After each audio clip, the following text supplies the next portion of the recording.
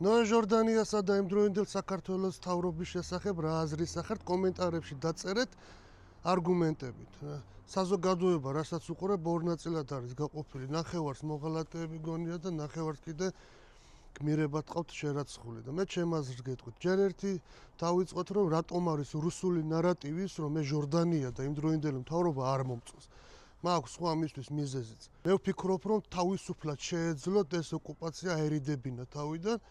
ბოლშევიკების შემოტევა მოეგერიებინათ, იმიტომ რომ რესურსი ჰქონდათ, ხო ქართველებს ძალიან მაგარი ოფიცრები ყავდა, მაგრამ არც ერთი არ გამოიყენეს ამ ბრძოლაში.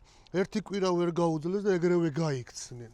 დატოვეს ხალხი ვის იმედად დატოვეს, ხო მთავრობა რო გაიქცევა, წარმოიდგინეთ. წაიღეს მთელი განძი. არ ვინ კითხავს, ამაზეც დაწერეთ თქვენი აზრი და რა ჩამოიტანეს, ერთი მეხუთედი ჩამოიტანეს გონდა, ეს მადლობა უთხრათ 16 თაყაიშვილს, რომ მოუარა და მოუფრთხილდა რა. ნოე ჟორდანიას და იმდროინდელ მთავრობას არ სურდათ დამოუკიდებლობა, ესე ჰაერიდან ჩაუვარდათ ხელში თორე.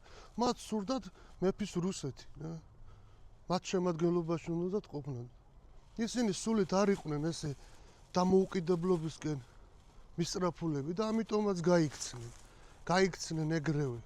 აბა მაშინ ადრე რაღა უნდა ყოფილიყო, ხო თემურლენგის დროს და გიორგი მეშვიდეს რა უნდა ექნა.